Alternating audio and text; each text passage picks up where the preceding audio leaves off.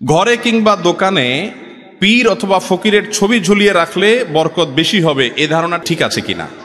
ভাইরে, রাসূল করিম সাল্লাল্লাহু আলাইহি সাল্লাম বলেছেন, লা তাদখুলুল মালাইকাতু বাইতান ফীহি কালবুন আও সূরাহ, বুখারীর হাদিস। ওই ঘরে রহমতের ফেরেশতা আল্লাহর রহমত নিয়ে আসবেই না যেখানে কুকুর থাকে অথবা ছবি টাঙানো থাকে।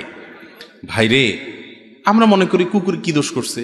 কিছু দোষ করে না। কুকুরকে আপনি পাহারাদারির কাজের লালন পালন করতে পারেন, বাড়ি বা এলাকা পাহারাদারি করলো, তাকে খাবার দাবার দিলেন, সবই ঠিক আছে, কিন্তু আপনার ঘরের ঢুকাতে নিষেধ করেছেন রাসূল আকরাম সাল্লাল্লাহু আলাইহি ওয়াসাল্লাম শখের বসে। এই জন্য দেখবেন, আল্লাহ মাফ করুক, ইহুদি খ্রিস্টানরা এত পশু থাকতে দেখবেন কুকুর নিয়েই পড়ে থাকে। হাদিসে যেটা নিষেধ আছে, ইবলিস সেটা আরো বেশি করায় তাদেরকে দিয়া। আবু হুরায়রা রাদিয়াল্লাহু তাআলা আনহু বিড়াল পালতেন। জামার হাতার ভিতরে বিড়াল নিয়ে আসছেন, রাসূল বলেছেন, ও আবু হুরায়রা বিড়ালের বাপ, নাম উঠে গেছে বিড়ালের বাপ। হাদিস তো জানেন আপনারা। এই বিড়াল পালার ব্যাপারে তেমন কোনো আগ্রহ পশ্চিমা দেশে মানুষের মধ্যে এতটা নাই যতটা আছে কুকুর পালার ব্যাপারে, ঠিক না বে ঠিক? ভাইরে, যেটা নবী করিম সাল্লাল্লাহু আলাইহি সাল্লাম নিষেধ করছেন, দেখবেন সমস্ত পৃথিবীতে শয়তান সেটার প্রচলন বেশি দেওয়ার চেষ্টা করে। কারণ ইবলিস জানে যে এটা করলে মুসলমান অমুসলমান সবাই ধ্বংসের দিকে তাড়াতাড়ি যাবে। আপনি বলবেন, কই ধ্বংস হয়েছে? মুসলমান দেশগুলো না গরিব, এরা তো অনেক সুখী। সুখী না, অনেক সম্পদের অধিকারী হতে পারে। সুখ এক জিনিস, সম্পদের অধিকারী হওয়া আরেক জিনিস। অনেক গরিব মানুষ সুখী আছে অনেক ধনীর চাইতে, ঠিক না বে ঠিক?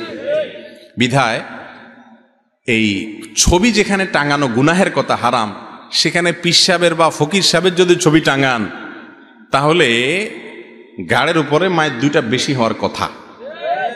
কারণ বোঝা গেলে আপনার পীরও ভণ্ড, আপনিও ভণ্ড। কারণ আল্লাহ মাফ করো, কেউ বলতে পারেন পীর সাহেব তো বলে নাই। সাধারণত মানুষ যে পীর সাহেবের ছবি টাঙায়, সে পীর সাহেবদের এসব ব্যাপারে চোদবোধ থাকে না, তাদের দরবারেও এগুলো টাঙানো থাকে তাদের। এটাই বেশিরভাগ চিত্র, আমি সেজন্য বললাম।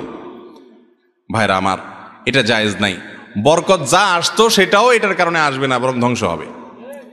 কেনা বেচা বেশি হলেই বরকত হয় না। কেনা বেচা বেশি হলে বরকত হয়? কেনা বেচা অনেক বেশি হলো দোকানে, কিন্তু খরচ তার চাইতে বেশি হলো। বরকত মানে কল্যাণ। বরকত মানে কি?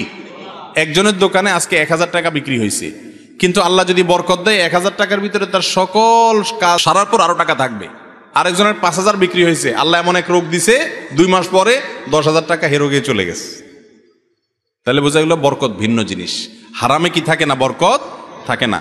কোন পীর বা ফকিরের ছবি দোকানে ঝোলানো জায়েজ নাই, গুনাহের কথা।